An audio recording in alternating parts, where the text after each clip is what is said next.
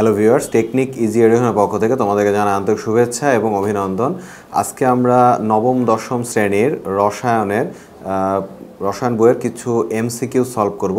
আজকে আমরা যে এমসিকিউগুলো সলভ করব এগুলো হচ্ছে অষ্টম অধ্যায়ের, এবং অষ্টম অধ্যায়ে আমাদের বইয়ের মধ্যে যে এমসিকিউগুলো আছে সেগুলো আমরা সলভ করব।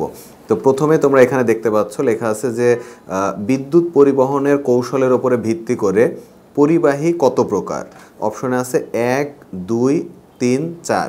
তো আমাদের এই এমসিকিউগুলো পারার জন্য মূল বইটা খুব ভালো মতো পড়তে হবে। মূল বইয়ের মধ্যে লেখা আছে যে বিদ্যুৎ পরিবহনের কৌশলের ওপরে ভিত্তি করে পরিবাহী হচ্ছে মূলত 2 প্রকার। তো এই 2 প্রকার পরিবাহী কি কি? এই 2 প্রকার পরিবাহী হচ্ছে ইলেকট্রনীয় পরিবাহী এবং তড়িৎ বিশ্লেষ্য পরিবাহী।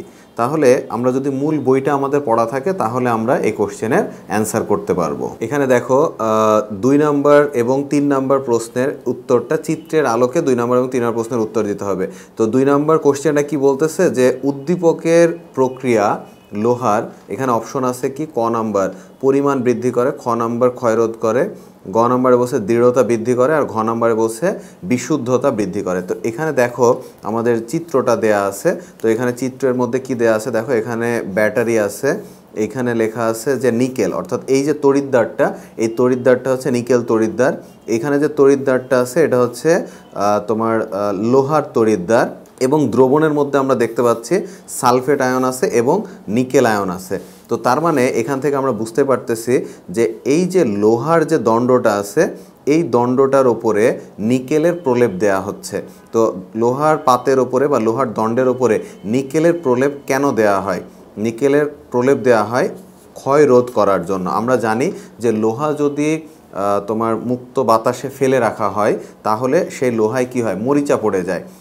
বাতাসের এবং পানির সংস্পর্শে গেলে লোহায় মরিচা পড়ে, এবং লোহায় মরিচা পড়লে সেই লোহাটা কি হয়, ক্ষয়প্রাপ্ত হয়। তো এই ক্ষয় রোধ করার জন্য আমরা কি করি, লোহার ওপরে নিকেলের প্রলেপ দিই। তো এই চিত্রের মাধ্যমে এটাই দেখাচ্ছে যে লোহার ওপরে নিকেলের প্রলেপ দেয়া হচ্ছে। 3 নম্বর কোশ্চেনে কি বলছে দেখো, বলছে পাশের চিত্রে, অর্থাৎ এই চিত্রটাতে 1 নম্বর বলছে নিকেল ক্ষয়প্রাপ্ত হয়, 2 নম্বর বলছে যে আয়রন অ্যানোড তড়িৎদ্বার হিসেবে কাজ করে, 3 নম্বরে বলতেছে ইলেকট্রনের আদান প্রদান ঘটে।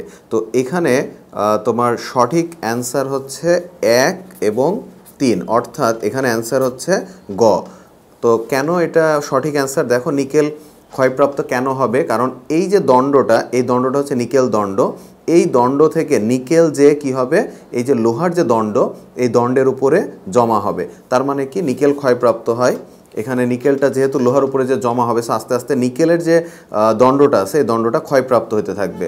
এখানে 2 নম্বরে বলছে আয়রন অ্যানোড তড়িৎদ্বার হিসেবে কাজ করে, বাট এইখানে কিন্তু এই যে তড়িৎদ্বারটা, এই তড়িৎদ্বারটা হচ্ছে অ্যানোড তড়িৎদ্বার, তো এটা কিন্তু নিকেলের। তো এখানে আয়রন হিসেবে যে তড়িৎদ্বারটা ব্যবহার করা হয়েছে এটা কিন্তু ক্যাথোড তড়িৎদ্বার।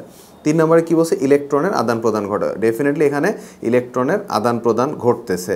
তাহলে 1 নম্বর এবং 3 নম্বর এই দুইটা হচ্ছে সঠিক অ্যান্সার। সো 3-এর কারেক্ট অ্যান্সার হচ্ছে গ। এখানে 4 নম্বর যে কোশ্চেনটা আছে দেখো, বলছে যে ড্রাই সেলে নিচের কোনটি জারক হিসেবে কাজ করে। তো এই কোশ্চেনটা অ্যান্সার দেওয়ার জন্য আমাদের ড্রাই সেলের যে গঠনটা আছে এই গঠনের প্রশ্নটা আমাদের খুব ভালো মতো পড়তে হবে। তো সেখানে আমরা দেখেছি জিঙ্কের একটা পাত্র থাকে, এবং সেই পাত্রের মধ্যে আমরা কি করি, একটা হচ্ছে পেস্ট তৈরি করি, এবং সেই পেস্টটা আমরা জিঙ্কের পাত্রের মধ্যে প্রবেশ করাই। তো জিঙ্কের যে পাত্রটা, এই জিঙ্কের পাত্রটা হচ্ছে বিজারক হিসেবে কাজ করে, কারণ জিঙ্ক কি করে, ইলেকট্রন ত্যাগ করে জারিত হয়। সো জিঙ্ক হচ্ছে ওখানে বিজারক।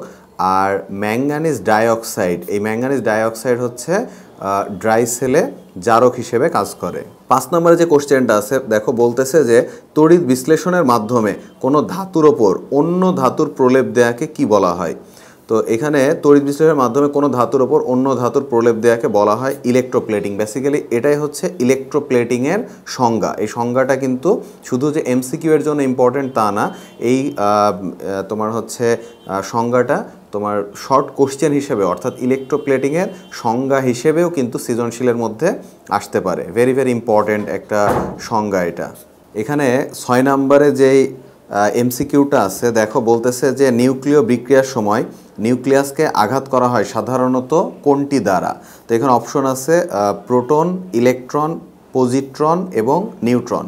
তো এই এমসিকিউটা পারার জন্য আমাদের বইয়ের মধ্যে দেখবা যে একটা বিক্রিয়া দেয়া আছে। বিক্রিয়াটা এরকম যে ইউ লেখা আছে, এখানে লেখা আছে 235, এখানে 92 প্লাস 10 n, এরকম একটা তীর চিহ্ন দিয়ে লেখা আছে BA 141, এখানে 56 প্লাস